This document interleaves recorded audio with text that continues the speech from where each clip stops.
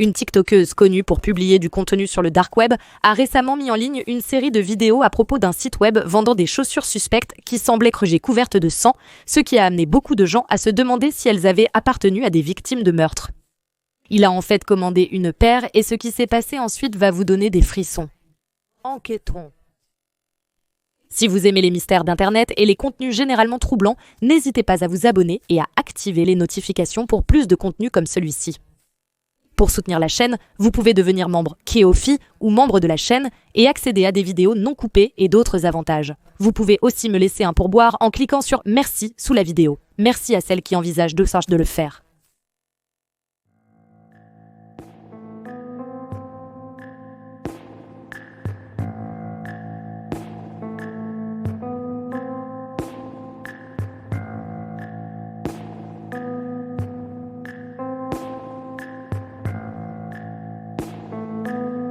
Shiloh Hill est une catcheuse professionnelle qui a aussi un compte TikTok où elle publie des vidéos explorant le dark web.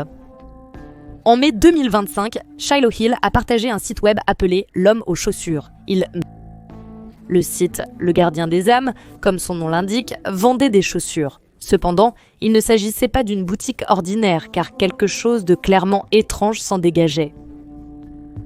Au lieu d'une description de la chaussure que l'on voit habituellement sur les sites de chaussures, comme sandales en cuir blanc ou escarpins vernis noir, ces chaussures portaient des prénoms humains comme Daniel, Sally et Eduardo. Certaines étaient étiquetées comme inconnues.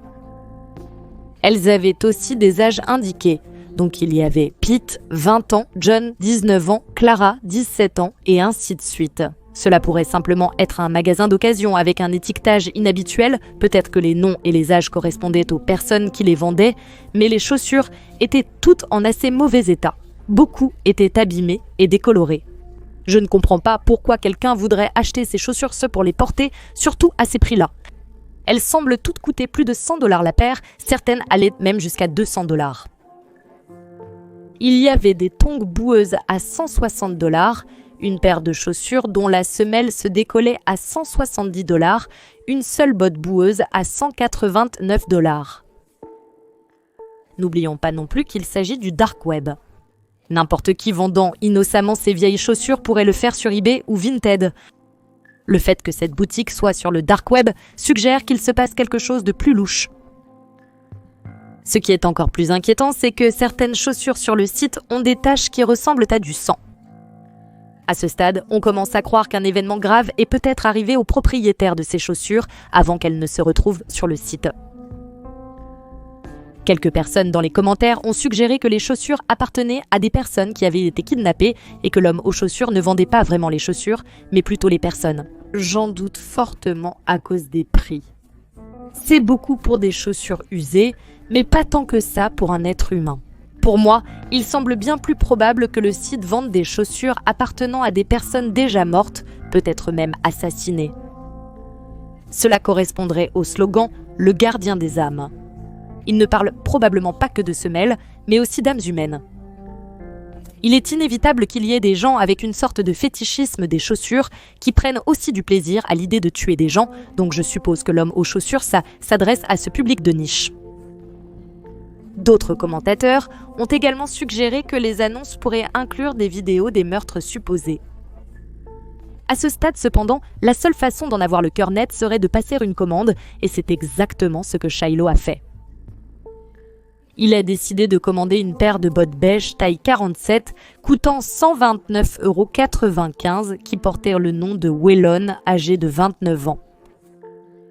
C'étaient les seules chaussures du site à sa taille et en plus, elles étaient couvertes de taches rouges qui ressemblaient à du sang. Un détail un peu inquiétant, c'est que si vous cherchez sur Google quelque chose comme Waylon assassiné, vous trouverez une affaire non résolue de 2011 impliquant un homme nommé Waylon Bulcoming qui a été tué lors d'un délit de fuite. L'incident a été classé comme un accident, cependant sa mère pense que c'était intentionnel. Cela s'est produit entre 22h30 et 23h15 sur une route au milieu de nulle part et la mère de Waylon ne voit aucune raison pour laquelle il aurait marché dans cette zone tard le soir. Il a également été percuté si violemment qu'il a été pratiquement démembré, ce qui est absolument terrifiant. Rappelez-vous que les bottes sur les lieux semblaient être couvertes de beaucoup de sang, et je suppose que la cause du décès de Waylon aurait entraîné une importante perte de sang. Je n'ai cependant trouvé aucune information sur ce qu'il portait au moment de l'incident, ni si ses chaussures étaient manquantes, et il est à noter que Waylon avait 28 ans lorsqu'il est décédé, alors que la fiche indique 29 ans, donc c'est probablement juste une coïncidence, mais c'est quand même un peu troublant, surtout si l'on considère que Waylon n'est pas un prénom très courant, contrairement à beaucoup d'autres noms présents sur le site. Une autre victime possible est un homme nommé Waylon Eugene Burnett, qui est décédé le 30 juin 2018. Cet homme avait 29 ans lorsqu'il est décédé, ce qui correspond à l'âge indiqué dans la fiche, cependant je n'ai trouvé aucun détail sur sa mort réelle. J'ai trouvé une nécrologie, mais elle n'indique pas la cause de son décès, donc je pense que nous pouvons supposer qu'il s'agissait de causes naturelles ou d'une maladie. S'il avait été assassiné, il y aurait sans doute eu des articles à ce sujet. Étant donné que les bottes sur le site semblaient poches et couvertes de sang, on pourrait imaginer que leur propriétaire a été soit assassiné, soit tué dans un accident sanglant, donc elles n'appartenaient probablement pas à ce Waylon. Une correspondance potentielle plus inquiétante avec une autre paire de chaussures concerne cependant une paire de chaussures Oxford noires répertoriée sous le nom d'Evelyn, 21 ans. Une femme de 21 ans nommée Evelyn Joyce McDowell a disparu en novembre 1983 après avoir appelé sa sœur pour lui dire qu'elle était dans un bar à Napa, en Californie, et que quelqu'un essayait de l'attraper.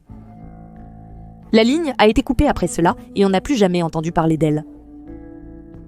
Quelques jours plus tard, sa mère a reçu un colis par la poste qui s'est avéré être le carnet d'adresse d'Evelyn, accompagné d'un mot qui disait « Joyce, tu ne me connais pas, mais j'ai trouvé ceci sur la plage à Lucerne et j'ai pensé que cela pourrait t'intéresser.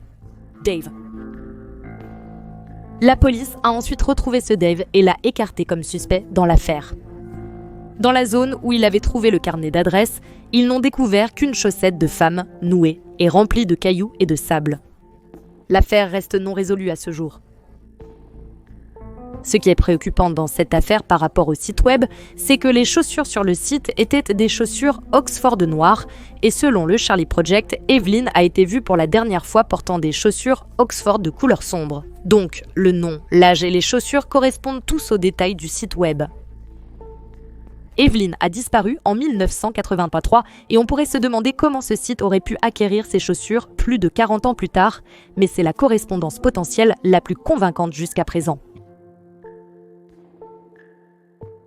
Shiloh a mis en ligne une vidéo montrant le processus de commande des bottes Waylon et il y avait quelques éléments étranges à noter.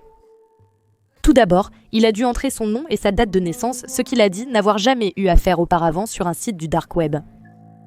Il y avait aussi une section qui indiquait la durée de location de 1 à 10 ans. Durée de location pourquoi ? Est-ce qu'il loue simplement ses bottes sans vraiment les acheter ? Le prix a bien augmenté quand il a choisi une durée de location plus longue, mais est-ce qu'il s'attend pas vraiment à ce qu'il renvoie ses bottes dans quelques années ? Quelques commentateurs ont suggéré que cela pourrait être pour les images vidéo supposées des décès. Cela aurait plus de sens que pour les bottes elles-mêmes. Peut-être que la commande lui donnera accès aux images pendant une durée déterminée, mais il n'y a en fait rien sur le site qui mentionne une vidéo. Tout cela n'est que pure spéculation de la part des abonnés de Shiloh. Shiloh a passé la commande et devait recevoir un email de suivi suggérant qu'un produit physique lui serait envoyé et non une simple vidéo numérique ou similaire. Il était tout à fait prêt à ce que ce soit une arnaque et il a dit qu'il était possible qu'il prenne l'argent sans jamais envoyer le produit. Il a quand même vérifié le site juste après et les bots qu'il avait achetés n'étaient pas plus listés sur le site, ce qui lui a donné de l'espoir qu'il recevrait réellement le produit. Je suis choquée qu'il leur ait donné son adresse. Si c'était moi, je m'inquiéterais qu'ils viennent me chercher et que mes chaussures s'y finissent autour de leur cou. Rappelle-toi, ça demandait aussi son nom et sa date de naissance et toutes les annonces ont un nom et un âge. La prochaine vidéo que Shiloh a publiée montrait la confirmation par email qu'il avait reçue avec les informations de suivi indiquant que la commande était en route et devait arriver le 2 juin. Quelques jours après, il a publié une autre vidéo annonçant avoir été notifié de l'arrivée des chaussures. Heureusement, il a précisé qu'il les avait envoyées à une boîte postale, pas à son adresse personnelle, mais je serais quand même inquiète que quelqu'un attende là-bas et me suive chez moi ou quelque chose comme ça. Il a ramené la boîte chez lui pour l'ouvrir, elle contenait un objet enveloppé dans du papier bulle. Et là, surprise, quand il a découpé l'emballage, c'était bien les bottes. Elles ressemblaient exactement aux photos du site avec les mêmes taches rouges et en les voyant en vidéo, ça ressemblait vraiment à du sang. L'une avait surtout des éclaboussures de sang et l'autre avait une grande tache comme si elle avait été trempée dans le sang. Shiloh mentionne que le luminol qu'il a commandé pour tester le sang arrive demain, puis, juste à la fin de la vidéo, une cassette vidéo home system tombe d'une des bottes. Le lendemain, Shiloh mentionne que le luminol arrivera pendant son travail, mais en attendant, il a tenté d'utiliser du peroxyde d'hydrogène. Lorsque le peroxyde d'hydrogène entre en contact avec du sang, il réagit et produit un effet de mousse. Le sang contient une enzyme appelée catalase qui décompose le peroxyde d'hydrogène en eau et en oxygène, et c'est la libération d'oxygène qui provoque la formation de mousse. Lorsque Shiloh a appliqué du peroxyde d'hydrogène sur une partie propre de la botte, rien ne s'est passé. Mais lorsqu'il en a mis sur l'une des taches rouges, cela a moussé. Comme il l'a reconnu dans la vidéo, il existe diverses autres substances qui réagissent de cette façon avec le peroxyde d'hydrogène. Donc, ce n'est en aucun cas une preuve que les taches rouges sont réellement du sang, mais cela suggère au moins que cela pourrait l'être. Il a dit qu'il allait acheter un lecteur vidéo home system pour visionner le contenu de la cassette. Dans la vidéo, le luminol est arrivé. Le luminol est un composé chimique qui brille lorsqu'il réagit avec certains agents oxydants comme le sang. Le fer dans l'hémoglobine réagit avec lui pour produire une lueur bleue. C'est pourquoi il est utilisé en sciences médico-légales pour détecter la présence de sang, et cela fonctionne même si le sang n'est pas visible ou s'il a été nettoyé. Dans la vidéo, Shiloh éteint la lumière, pulvérise du luminol sur les bottes qui se mettent à briller en bleu. Il est important de noter que le sang n'est pas la seule substance qui réagit avec le luminol. D'autres incluent l'eau de javel, les matières fécales et le réfort. Étant donné que les bottes ne semblent pas être tachées d'eau de javel, d'excréments ou de réfort, la présence de sang est l'explication la plus probable. Ensuite, Shiloh a trouvé un magnétoscope, mais la lecture de la vidéo a échoué. Il a trouvé un autre et a réussi à lire la cassette cette fois. Elle durait un peu plus d'1 heure et il n'en a montré que quelques secondes sur TikTok, mais il a diffusé le reste sur Twitch. Ça commence avec le logo du site, l'homme aux chaussures, gardien des âmes, puis il y a des extraits étranges qui n'ont pas vraiment de sens dans le contexte de ces bottes. L'un d'eux montre un pot de sauce pour pâte Prego qui est versé sur des pâtes. Shiloh affirme qu'il y a des parties qu'il ne peut pas montrer en direct, probablement parce qu'elles sont trop inappropriées, mais les extraits que l'on voit sur TikTok ne semblent pas particulièrement inquiétants. Je suppose que ça fait allusion à quelque chose de préoccupant, mais il n'y a rien de vraiment compromettant dans les extraits eux-mêmes. Le reste semblait apparemment ne contenir qu'une série de vieilles scènes de films à l'envers et des extraits de chaussures éclaboussées de sang. C'est exactement le genre de truc qu'on s'attendrait à voir un ado rebelle bricolé et posté sur Reddit en prétendant que c'est maudit ou quelque chose comme ça. Et c'est pour ça que j'ai maintenant de sérieux doutes sur l'authenticité de tout ça. Pourquoi un site web qui vend des bottes provenant de vraies victimes de meurtre inclurait-il une cassette bizarre qui ressemble à une tentative ratée de jeu de réalité alternée ? J'avais quand même quelques doutes sur le site web et les bots. Je n'ai jamais visité le dark web, mais d'après ce que j'ai entendu, la majorité de son contenu n'est pas aussi horrible que ce que l'on dit. Bien sûr, on peut y acheter de la drogue et d'autres choses illégales. Mais il paraît que la plupart des histoires vraiment troublantes, des red rooms à l'embauche de tueurs à gages, sont surtout inventées. Je suis persuadée que ces choses existent, mais elles doivent être rares. La plupart des sites qui en vendent sont probablement des arnaques. Donc si Shiloh est vraiment tombé sur ce site par hasard en naviguant sur le dark web, il y a de fortes chances que ce soit un faux de toute façon, mais il est tout à fait possible qu'il ait créé tout le site lui-même. J'ai trouvé un post Reddit à ce sujet sur le subreddit Onions qui est dédié à l'Onion Router, le navigateur que tu dois utiliser pour accéder au Deep Web, et plusieurs utilisateurs disaient qu'ils n'avaient pas réussi à trouver le site Schumann sur le Deep Web. Shiloh l'a visité plusieurs fois sur plusieurs jours, donc c'est étrange que personne d'autre ne soit tombé dessus. Apparemment, tout le monde dans le chat du stream Twitch demandait le lien et il les a tout simplement ignorés, ce qui est aussi assez suspect. Ce n'est même pas la première fois qu'il est accusé d'avoir inventé une histoire du dark web.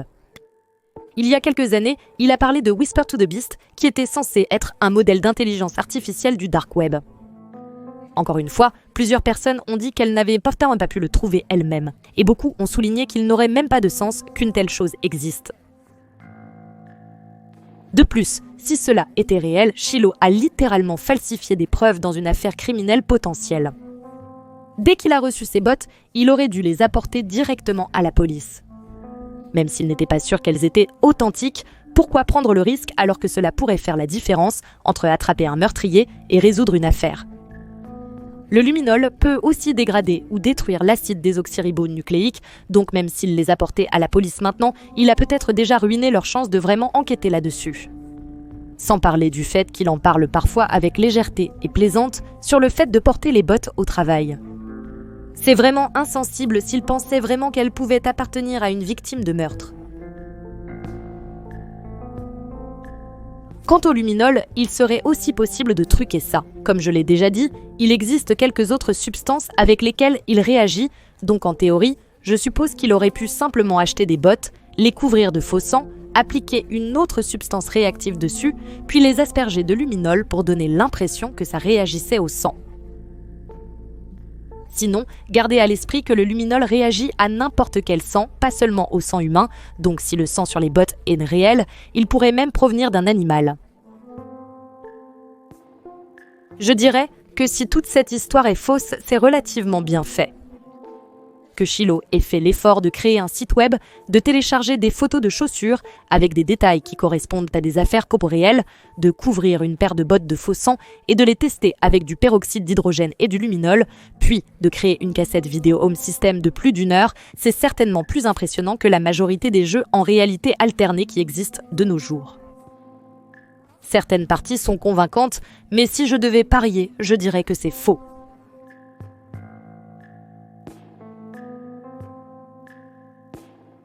J'aimerais beaucoup connaître vos avis et théories dans les commentaires, ainsi que les sujets que vous aimeriez que j'aborde à l'avenir.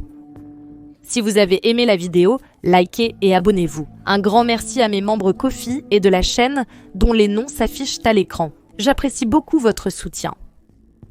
Merci d'avoir regardé, à la prochaine dans une nouvelle vidéo.